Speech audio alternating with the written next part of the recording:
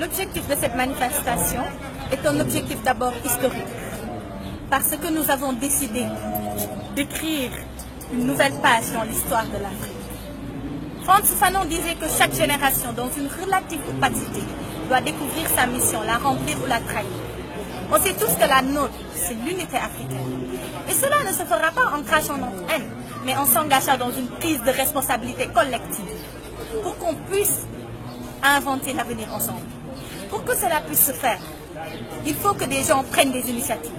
C'est ainsi que Urgence panafricaniste a pris aujourd'hui l'initiative de faire une conférence au centre de Bop.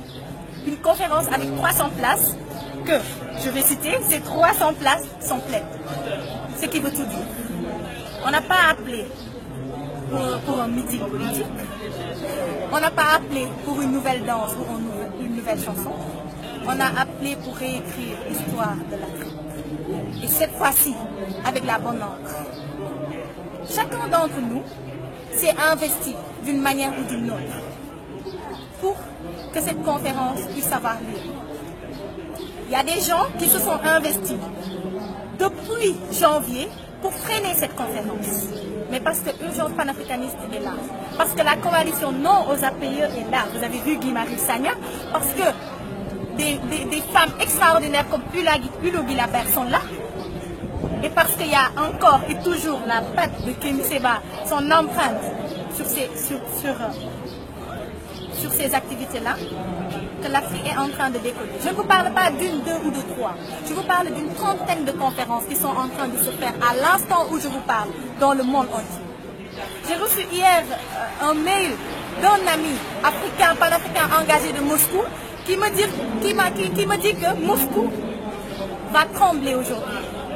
Parce que le front anti-CETA, ce n'est pas juste un problème du Sénégal, ce n'est pas juste un problème des pays de la CEDEAO.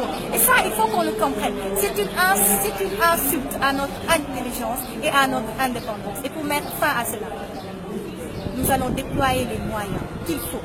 Comment? Quels moyens? En commençant par la conscientisation. C'est des étapes. Il faut que les gens soient conscients que chaque Africain, toute personne qui a 1000 francs CFA dans sa poche, il faut qu'il sache que ce n'était pas 1000 francs, mais c'était 2000 francs. Et que les autres 1000 francs sont dans la poche de la France. Et c'est inadmissible. Il faudrait que chaque Africain sache que si la France veut, demain, on n'aura aucun franc. Pour la bonne et simple raison que le franc CFA ne se fait pas au Sénégal, mais le franc CFA se fait en France. Il faut que chacun d'entre nous sache qu'un euro est égal à plus de 600 francs CFA. Et que le franc CFA, de par sa convertibilité dont on nous parle et dont moi je n'en vois pas l'intérêt, est une insulte encore une fois et toujours à notre intelligence, à notre autonomie et à notre indépendance. Comment comptez-vous continuer la lutte? Vous vous limitez tout simplement à des conférences ou bien vous avez d'autres plans d'action? On a d'abord fait un front, une manifestation le 7 janvier passé. Au Sénégal, ça s'est fait à la place de l'Obélisque grâce à Urgence panafricaniste, grâce à la coalition Non aux APE et grâce à d'autres mouvements qui sont venus.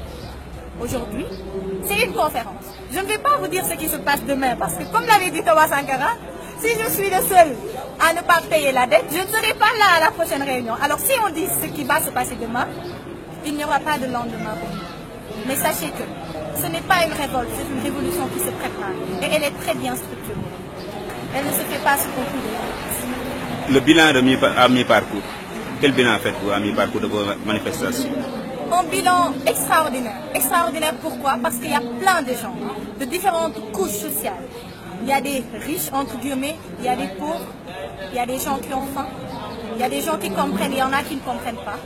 Il y a toutes les couches de la société, dans tous les domaines qui sont là. Et ça veut tout dire.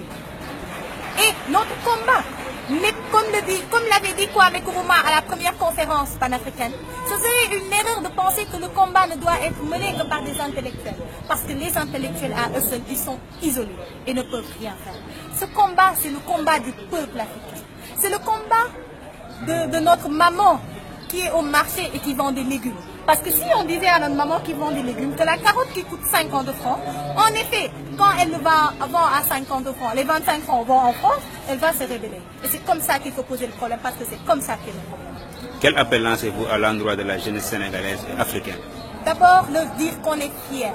Moi, je suis fière de faire partie de cette jeunesse. Et rien, ni personne ne me fera dire le contraire. Je suis fière de faire partie de cette jeunesse africaine, de cette jeunesse sénégalaise, parce que cette jeunesse-là, elle est consciente, elle est intelligente, et elle sait à quoi elle est confrontée. Vous n'avez qu'à voir la salle pour savoir ce que je pense de cette jeunesse. Elle est forte, elle est présente. Voilà ce que je pense de cette jeunesse. Merci, Ndeye Marième. Merci à vous.